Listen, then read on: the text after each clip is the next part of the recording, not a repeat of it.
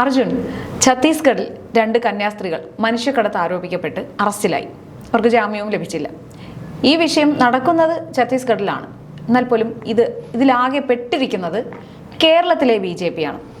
കേന്ദ്രത്തിനെ പോലെ ഇത് വലിയ രീതിയിലൊന്നും ബാധിക്കുന്നില്ല. പക്ഷേ കേരളത്തിലെ BJP ഇത് നല്ല രീതിയിൽ ബാധിക്കുന്നുണ്ട്.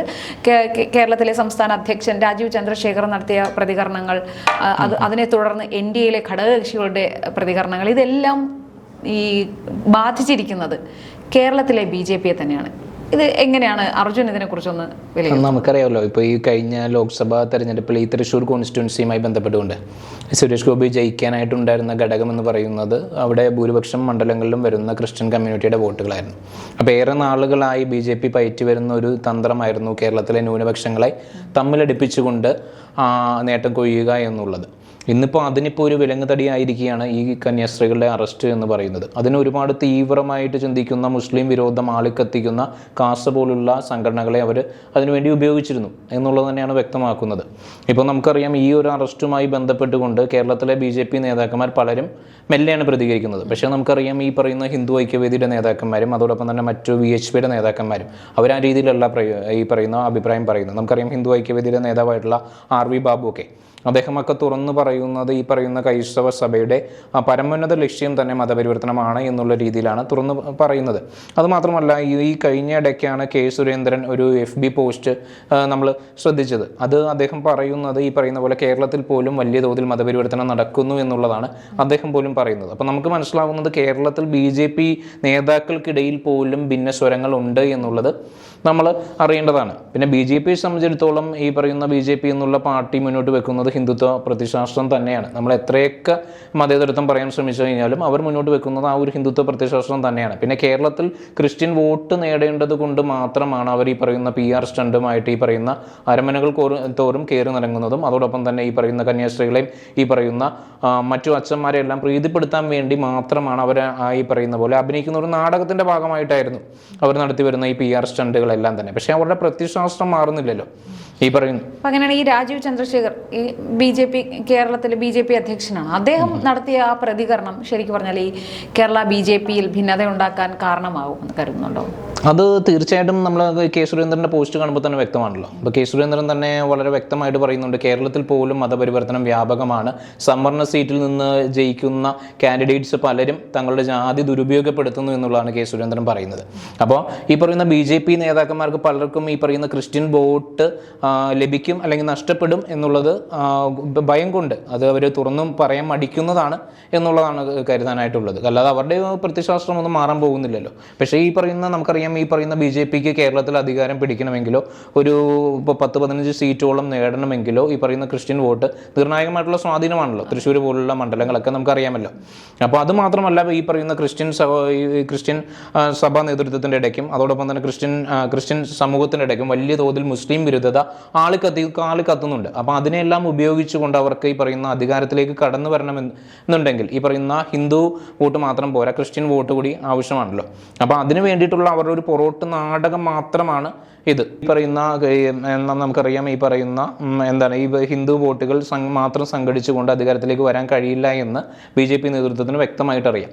അതുകൊണ്ട് തന്നെ ഇപ്പോൾ ഞാൻ പറഞ്ഞല്ലോ, തീവ്രമായിട്ടുള്ള സംഘടന, കാസ പോലുള്ള തീവ്രമായിട്ടുള്ള സംഘടനയെ ഒത്തുചേർന്നുകൊണ്ട് ഒരു മുസ്ലിം വിരോധം ആളിക്കത്തിച്ചുകൊണ്ട്, ഈ മുസ്ലിം വിരോധം ആളിക്കത്തിക്കുക എന്ന് പറഞ്ഞു കഴിഞ്ഞാൽ അതിന് സംഘടിതമായിട്ടുള്ള ലക്ഷ്യങ്ങൾ അവർ മുന്നിൽ കണ്ടിട്ടുണ്ടായിരുന്നു. പല ഓൺലൈൻ മാധ്യമം ചാനലുകളെ അവരതിന് തയ്യാറാക്കിയിട്ടുണ്ടായിരുന്നു. വലിയ തോതിൽ ഈ പറയുന്ന മുസ്ലിം വിദ്വേഷം ആളിക്കത്തിച്ചുകൊണ്ട് സമൂഹത്തിൽ ഒരു ഭിന്നത പടർത്തിക്കൊണ്ട്, ന്യൂനപക്ഷങ്ങൾക്കിടയിൽ ഒരു ഭിന്നത പടർത്തിക്കൊണ്ട് ക്രിസ്ത്യൻ സമൂഹം ഈ പറയുന്ന BJPയുമായി അടുത്ത് വരുന്ന ഒരു കാഴ്ചയായിരുന്നു നമ്മൾ കാണുന്നത്. പക്ഷെ അതിനിടയ്ക്കാണ് ഈ പറയുന്ന ഈ ഛത്തീസ്ഗഡുമായി ബന്ധപ്പെട്ടുകൊണ്ട് ഒരു സംഭവവികാസം നടന്നത്. ഇത് ഒരു കാര്യം, BJPയുടെ ഈ എല്ലാ സ്ഥാനമാനങ്ങൾ കൊടുക്കുന്നതിലും എല്ലാം ഇവർ ഈ ക്രിസ്ത്യൻ പങ്കാളിത്തം എല്ലാ കാലത്തും അത് ഉറപ്പാക്കുന്നുണ്ട്. അൽഫോൺസ് കണ്ണന്താനം മുതൽ ഇപ്പോൾ ജോർജ് കുര്യന് മന്ത്രിസ്ഥാനം കൊടുത്തു. പിന്നെ AK ആന്റണിയുടെ മകൻ അനിൽ ആന്റണി, അനൂപ് ആന്റണി, ഇങ്ങനെ തുടങ്ങി ക്രിസ്ത്യൻ വിഭാഗത്തെ ഇവർ BJP കാര്യമായി പരിഗണിക്കുന്നുണ്ട് എല്ലാ സാഹചര്യങ്ങളിലും. അപ്പോൾ എന്നിട്ടും അപ്പോൾ ഇവർ ഈ ഒരു വിഭാഗത്തെ മാറ്റി നിർത്തിക്കൊണ്ട് ഇവർക്ക് മുന്നോട്ട് പോകാൻ കഴിയുമോ?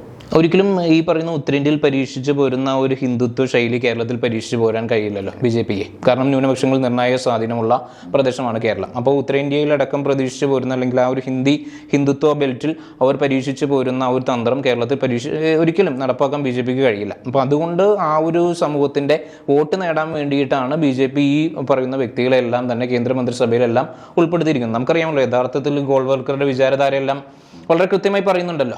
ഈ പറയുന്ന ക്രിസ്ത്യൻ സമൂഹത്തെ എല്ലാം ആഭ്യന്തര ശത്രുക്കളായിട്ടാണല്ലോ അവരുടെ താത്വിക ആചാര്യം തന്നെ കണ്ടിരുന്നത്. അപ്പോൾ അതിൽ നിന്നൊന്നും മാറ്റി ചിന്തിക്കാനായിട്ട് BJP നേതൃത്വത്തിനോ ഇന്നത്തെ BJPയുടെ ഒരു ആചാര്യന്മാർക്കോ കഴിയുമെന്ന് എനിക്ക് തോന്നുന്നില്ല. പിന്നെ ഇപ്പോൾ അർജുൻ പറഞ്ഞതുപോലെ തൃശ്ശൂരിൽ നിന്നും ഒരു വലിയ വിഭാഗം ക്രിസ്ത്യൻ വോട്ടുകൾ കൊണ്ട് തന്നെയാണ് സുരേഷ് ഗോപി വിജയിച്ച് വന്നിട്ടുള്ളത്. അപ്പോൾ അങ്ങനെയുള്ള ഈ ഒരു വിഷയത്തിൽ ഇതുവരെ സുരേഷ് ഗോപിയുടെ ഭാഗത്തു നിന്ന് ഒരു പ്രതികരണം ഉണ്ടായിട്ടില്ല. അദ്ദേഹം തന്നെ ആ തെരഞ്ഞെടുപ്പിന് മുന്നേ തന്നെ മാതാവിന് കിരീടം സമർപ്പിക്കുന്നതുമായി ബന്ധപ്പെട്ട് ഈ വിഭാഗവുമായി വളരെ അടുത്ത് നിൽക്കുന്ന ഒരാൾ തന്നെയാണ്.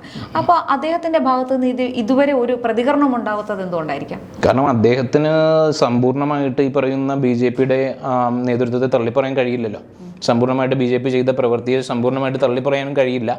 അതോടൊപ്പം തന്നെ അതിനെ അനുകൂലിക്കാനും കഴിയില്ലല്ലോ. കാരണം BJP ഈ പറയുന്ന കേരളത്തിൽ നേട്ടം കൊയ്യാൻ വേണ്ടിയിട്ട് BJPയുടെ ഉത്തരേന്ത്യയിലെ പ്രത്യയശാസ്ത്രം BJP മാറ്റുമോ? എത്രയൊക്കെ നമ്മൾ പറഞ്ഞു കഴിഞ്ഞാൽ എന്ന് പറഞ്ഞാൽ ഇപ്പോൾ ഈ വരുന്ന തദ്ദേശ സ്വയംഭരണ തെരഞ്ഞെടുപ്പിനും അത് കഴിഞ്ഞ് വരുന്ന നിയമസഭാ തെരഞ്ഞെടുപ്പിനും വേണ്ടി BJP പ്രവർത്തനങ്ങളെല്ലാം ഏകീകരിച്ചുകൊണ്ട് അവരുടെ താഴെ തട്ടിലുള്ള പ്രവർത്തനങ്ങളെല്ലാം വലിയ രീതിയിൽ രാജീവ് ചന്ദ്രശേഖരന്റെ നേതൃത്വത്തിൽ വ്യാപിപ്പിച്ചുകൊണ്ടിരിക്കുകയായിരുന്നു. പക്ഷെ ആ ഒരു കോർഡിനേഷൻ ഏറ്റവും ഒരു വലിയൊരു അടിയായി മാറിക്കഴിഞ്ഞു ഈ ഒരു കന്യാസ്ത്രീകളുടെ അറസ്റ്റ് എന്ന് പറഞ്ഞാൽ അത് വാസ്തവമല്ല. കാരണം കേരളത്തിലെ BJP നേതൃത്വവും BJP പ്രവർത്തകരും തമ്മിൽ രണ്ട് തട്ടിലായി എന്ന് തന്നെ കരുതാം. പക്ഷേ ഇതിനു മുമ്പ് നമുക്കറിയാമല്ലോ, ലോക്സഭാ തെരഞ്ഞെടുപ്പിനൊക്കെ മുൻപേ ആയിരുന്നല്ലോ ഈ പറയുന്ന മണിപ്പൂർ വിഷയം കത്തി നിന്നത്. അന്ന് എത്രമാത്രം ക്രിസ്ത്യൻ പള്ളികളാണ് ചാമ്പലാക്കപ്പെട്ടത്. എന്നിട്ടും BJP അതിലൊന്നും ഒരു മലയാളികൾ ഉൾപ്പെട്ടിട്ടുണ്ടായിരുന്നില്ല. മലയാളികൾ കൂടി ഉൾപ്പെട്ടത് കൊണ്ട് അത് BJPയെ കേരളത്തിൽ കൂടി ബാധിക്കുമെന്നുള്ളതാണ് യാഥാർത്ഥ്യം. അത് ഈ പറയുന്ന പോലെ ക്രിസ്ത്യൻ പള്ളികൾ ചാമ്പലാക്കപ്പെട്ടപ്പോൾ, അത് അഗ്നിക്കിരയാക്കപ്പെട്ടപ്പോൾ അത് മലയാളികളെ ബാധിച്ചിരുന്നില്ല. അത് കേവലം ഒരു ഗോത്ര പ്രശ്നമായി ചുരുക്കാൻ BJPക്ക് കഴിഞ്ഞു. അതുകൊണ്ടാണ് ഈ പറയുന്ന തൃശ്ശൂർ പോലുള്ള ക്രിസ്ത്യൻ ബെൽറ്റിൽ BJPക്ക് വലിയൊരു സ്വാധീനം ഉറപ്പിക്കാൻ കഴിഞ്ഞത്. പക്ഷേ ഇത് മലയാളികൾ നേരിട്ട് ഉൾപ്പെട്ടത് കൊണ്ടും കന്യാസ്ത്രീകളെ കള്ളക്കേസിൽ കുടുക്കിയത് കൊണ്ടും അതുപോലെ ഈസി ആവില്ല BJPക്ക്. BJPയിൽ നിന്നുകൊണ്ട് ഒരു ക്രൈസ്തവ വോട്ട് നല്ല രീതിയിൽ ഇനി വരുന്ന കാലങ്ങളിൽ ചോർച്ച ഉണ്ടാവും എന്നുള്ളത് തന്നെയാണ് ഉറപ്പിക്കാൻ കഴിയുന്നത്. ഇത് പക്ഷേ BJPയുടെ ഭാഗത്ത് നിന്ന് ഇന്നും ഇന്നലെയും ഉണ്ടാകുന്ന ഒരു നടപടി മാത്രമല്ലോ. നമുക്കറിയാം, സ്റ്റാൻ സ്വാമിയുമായി ബന്ധപ്പെട്ടുകൊണ്ടും ഗ്രഹാം സ്റ്റെയിൻസുമായിട്ട് ബന്ധപ്പെട്ടുകൊണ്ടും ഈ ഒരു 2-3 മാസങ്ങൾക്ക് മുമ്പ് ജബൽപൂരിൽ വെച്ചുകൊണ്ട് ഈ പറയുന്ന വൈദികർക്ക് തന്നെ ഇതുപോലെ തന്നെ അടിയേറ്റിട്ടുണ്ട്. നാരായൺപൂരിലും എല്ലാം തന്നെ ഇതുപോലുള്ള സംഭവവികാസങ്ങൾ നടന്നിട്ടുണ്ട്. അപ്പോൾ BJP നേതാക്കന്മാരെല്ലാം പറയുന്നത് അതെല്ലാം ഫ്രിഞ്ച് എലമെൻസിൻ്റെ ഭാഗത്തു നിന്നുള്ളതാണ്. അതിൽ നിന്ന് ഞങ്ങളെ നേരിട്ട് ഞങ്ങൾ നടപ്പാക്കുന്നതല്ല, ഞങ്ങളുമായിട്ട് സംഘപരിവാറുമായിട്ട് ബന്ധമില്ലാത്ത സംഘടനകളുടെ ഭാഗത്തു നിന്നാണ്. യഥാർത്ഥത്തിൽ നമ്മളൊന്ന് വ്യക്തമായിട്ട് നിരീക്ഷിക്കുകയാണെന്നുണ്ടെങ്കിൽ ഈ പറയുന്ന ബജ്രംഗ് ദൾ ആയാലും ഈ പറയുന്ന മറ്റു പല സംഘടനകളായാലും ഈ പറയുന്ന ഹനുമാൻ സേന, ഇതെല്ലാം തന്നെ തീവ്ര ഹിന്ദുത്വ സംഘടനകൾ തന്നെയാണ്. ഇവയെല്ലാം തന്നെ BJPയുമായി ബന്ധപ്പെട്ട് പ്രവർത്തിക്കുന്ന സംഘടനകൾ തന്നെയാണ്. ഇവരെ എല്ലാത്തിനെയും നമ്മളൊരു കുടക്കുഴിൽ കെട്ടാൻ കഴിയുന്നത് തന്നെയാണ്. വേറൊരു കാര്യം, കേന്ദ്രമന്ത്രി ജോർജ് കുര്യൻ്റെ പ്രതികരണം ഇങ്ങനെയായിരുന്നു. അത് BJP സർക്കാരല്ല അവിടെ ഇതൊന്നും ചെയ്തത്, TT ആണ് ഈ 2 കന്യാസ്ത്രീകളെ അറസ്റ്റ് ചെയ്യുന്നതിലേക്കുള്ള നടപടികളിലേക്ക് എത്തിച്ചതെന്ന് പറഞ്ഞു. ശരിക്കും ആ ഒരു മറുപടി തൃപ്തികരമായ ഒരു മറുപടിയാണോ? അല്ല, അദ്ദേഹം ഈ പറയുന്ന പോലെ തെരഞ്ഞെടുപ്പിനെ നേരിടാതെ നമുക്കറിയാമല്ലോ രാജ്യസഭയിൽ എത്തിയ വ്യക്തിയാണല്ലോ. അപ്പോൾ അതുകൊണ്ട് തന്നെ അദ്ദേഹത്തിന് ഏതറ്റം വരെയും ഏത് പരിധി വരെയും BJP നേതൃത്വത്തിന് ന്യായീകരിക്കേണ്ടി വരുമല്ലോ സ്വാഭാവികമായിട്ടും. അപ്പോൾ അദ്ദേഹത്തിന് ഏത് പരിധി വരെയും BJP നേതൃത്വത്തിന് ന്യായീകരിക്കേണ്ടി വരും. അതുകൊണ്ട് അദ്ദേഹത്തിൻ്റെ ഭാഗത്ത് നിന്നുകൊണ്ട് അത്തരത്തിലുള്ളൊരു പ്രതികരണമല്ലേ നമുക്ക് പ്രതീക്ഷിക്കാൻ കഴിയുള്ളൂ. അതല്ലാതെ ബജറംഗ് ദൾ പ്രവർത്തകർ അതിൽ ഇൻവോൾവ് ആയിരുന്നു ഈ ഒരു അറസ്റ്റ് നടക്കുമ്പോൾ.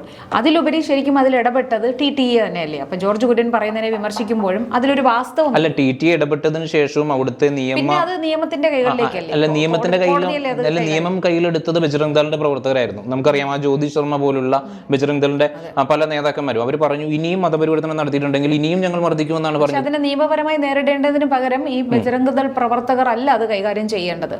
അത് ഒരു രീതിയിലേക്കാണ്. അല്ല, അതാണ് ഈ പറയുന്ന BJP അധികാരത്തിലുള്ള സംസ്ഥാനത്ത് നിയമം നടപ്പാക്കുന്നത് ഈ പറയുന്ന തീവ്ര ഹിന്ദുത്വവാദികളായിട്ടുള്ള ബജറംഗ് ദളിന്റെ പ്രവർത്തകരാണ്. അവിടെയാണ് നമ്മൾ ആ ഒരു വിഷയം കാണേണ്ടത്. അപ്പൊ അതുകൊണ്ട് തന്നെയാണ് ഈ കേരളത്തിലെ BJP നേതൃത്വത്തിന് ഇത്തരം ഒരു നിലപാട് എടുക്കേണ്ടി വന്ന. അല്ല, അനൂപ് ആന്റണി തന്നെ തുറന്നു പറഞ്ഞല്ലോ ഈ പറയുന്ന ഛത്തീസ്ഗഡിൽ സിസ്റ്റം വേറെയാണ് എന്ന്. അനൂപ് ആന്റണി തന്നെ തുറന്നു പറഞ്ഞല്ലോ. അപ്പൊ അതേ സിസ്റ്റം തന്നെയാണ് ഇവിടെ സമ്പൂർണ്ണ അധികാരത്തിലേക്ക് BJP എത്തിയിട്ടുണ്ടെങ്കിൽ വരാൻ പോകുന്നത്.